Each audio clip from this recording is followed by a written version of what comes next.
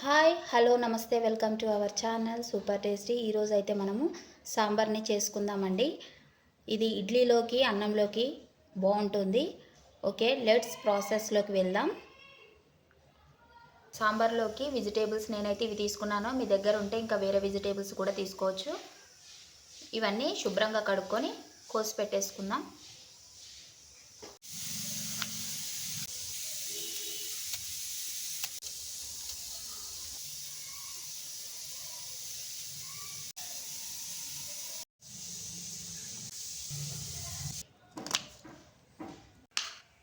Vegetables అన్నీ cut చేసి పెట్టుకున్నానండి.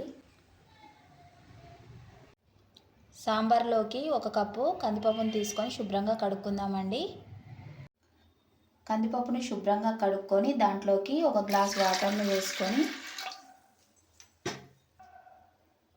చిటికెడు పసుపు, కొద్దిగా ఆయిల్ వేసుకొని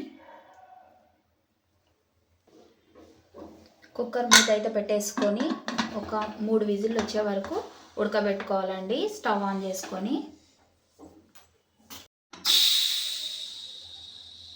విజిల్ అయితే లేపేసుకొని ఒక 5 మినిట్స్ తర్వాత కుక్కర్ విజిల్ తీసేసి పప్పు అయితే ఉడికిందండి. దీంట్లోకి కొద్దిగా సాల్ట్ వేసుకొని పప్పుని రుద్దుకుందాం.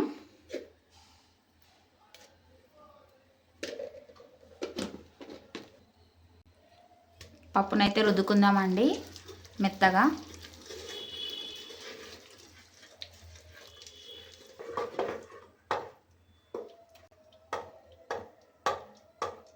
పప్పు రుద్దేసుకొని కొన్ని వాటర్ వేసుకుందామండి. తరుక్కున్న వెజిటేబుల్స్ అన్నీ అందులోకి వేసుకుందాం. పప్పులోకి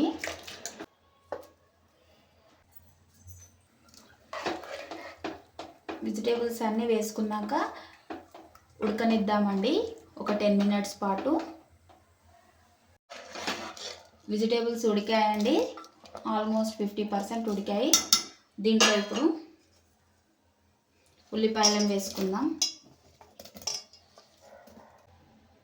కారం వేసుకుందాం 1 టీ స్పూన్. సాల్ట్ వేసుకుందాం. పప్పు రుబ్బేటప్పుడు వేసాం కదండి, చూసి వేసుకోవాలి.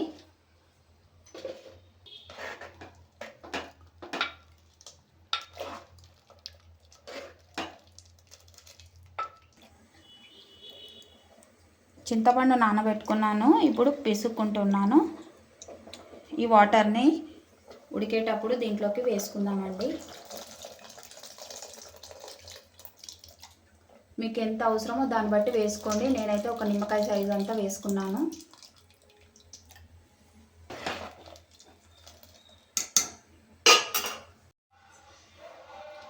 సాంబార్ అయితే మరుగుతుందండి. దీంట్లోకి మనం సాంబార్ పౌడర్ని వేసుకుందాం.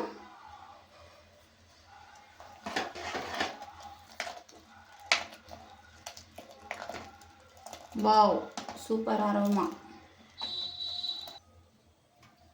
టేస్ట్కి రుచిగా ఉంటుంది, అందుకనే కొద్దిగా బెల్లం అయితే వేసుకుందాం.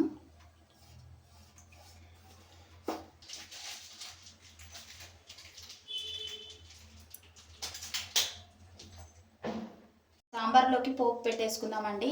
పాన్ పెట్టేసుకొని ఆయిల్ వేసుకున్నాను. ఆయిల్ అయితే హీట్ అయ్యింది. దాంట్లోకి ఆవాలు, జీలకర్ర,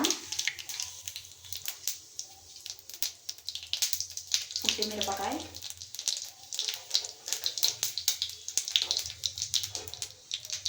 పచ్చిమిరపకాయలు,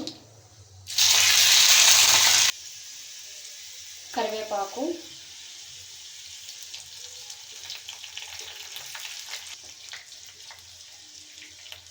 పసుపు,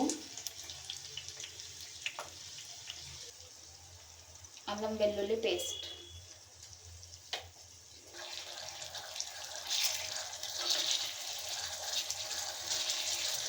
పచ్చివాసన పోయే వరకు కొద్దిగా వేయించుకోవాలండి. అల్లం వెల్లుల్లి పేస్ట్ వేసాక పోపు వేగిందండి. సాంబార్లోకి వేసుకుందాం.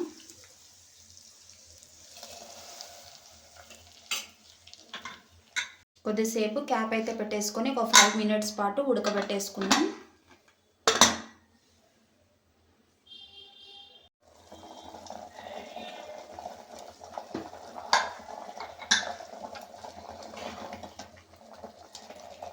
ఓకే అండి, సాంబార్ మసులుతుంది అండి. సాంబార్ అయితే రెడీ.